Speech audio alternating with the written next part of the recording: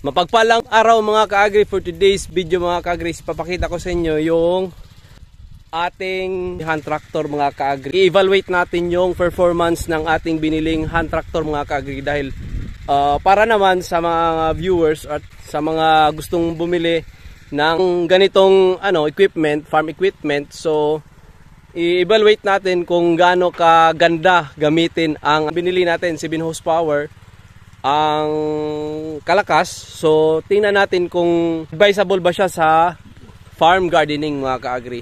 So andun sa likod mga ka-agri is andun yung si Kuya Inding, siya yung nag-operate ngayon dahil nag-trial and error pa tayo sa kung paano talaga o-operate ng tama. So far naman napakahirap pala i-operate mga ka-agri dahil unang-una hindi namin alam pa kami naka-operate ng ganong equipment.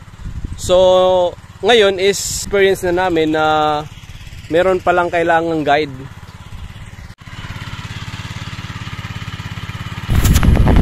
So ito na mga ka-agri yung performance ng ating mini hand tractor mga ka-agri. So maganda siyang pang gardening dahil nabubungkal talaga ng maayos yung lupa. So ito ngayon mga ka-agri is na pulupot pa yung mga damo. Pero so far naman mga ka-agri napakalalim yung ng blade mga ka-agri. At meron din tayong guide sa likod dahil yun yung controller kung para hindi malakas, para kung gusto mong lakasan or gusto mong i-pulverize yung lupa. Performance ng ating hand tractor mga ka-agri napaka ganda. Ayun napakabuhaghag. Napakalaking tulong to sa akin dahil less na tayo sa pagpa-araro or less na tayo sa pag-hire ng mag-araro sa ating mga taniman mga ka-agri. Very effective siya mga ka-agri. Kung gusto nyong bumili nito mga ka-agri, tested na to. So na-vlog na natin, tested na talaga na maganda nga siyang pang garden. So hindi pa namin na-testing siya mga ka-agri. Matigas na lupa. Dito to kasi pitsayan kasi ito namin, lettuce at pitsay dito nakatanim. So tingnan natin kung gaano siya ka ganda. Ngan sa nagkuhan kay aranang kuhan na. Pinagya mo doon kato. Aranang apulos na. Pangasa.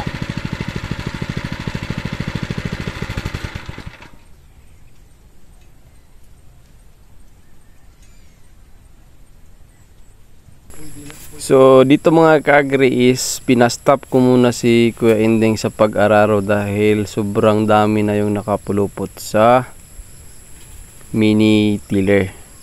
So kinakailangan nating tanggalan ng mga damo then bago tayo mag-operate ulit mga ka-agri.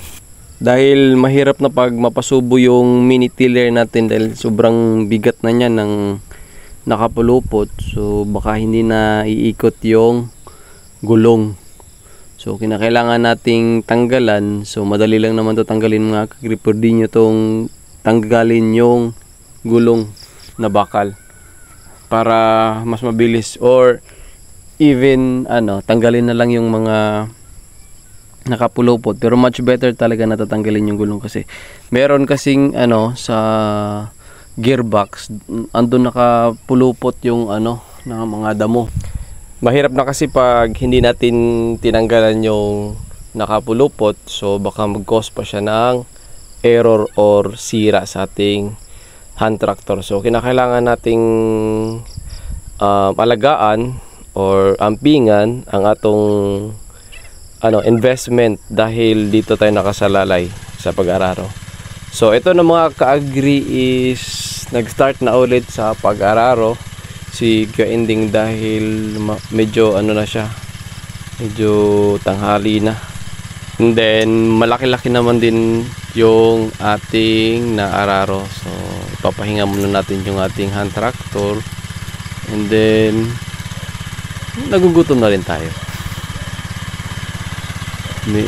Siguro mga 2 o 3 oras tong nag-araro ngayon. Pero so far naman napakalaki. Ang haba ng inararo niya nasa 65 to 70 meters ata yung haba ng plot or ng area na to papunta doon sa dulo. So namatay siya, pero baka kulang do sa gas mga ka-agri. So ayun o, ganun ka mag performance. Ayun, pulverize talaga yung lupa. So worth it siya mga ka-agri. Sa pagbili ko, napaka worth it dahil maganda nga talaga yung performance. So hindi pa nga yan pinabulyom yung accelerator. Kinakailangan pa nating kasi practicing pa to. So hanggang dito na lang tayo mga ka-agri. Sana nakita nyo at na-evaluate natin yung performance. Happy farming mga ka-agri.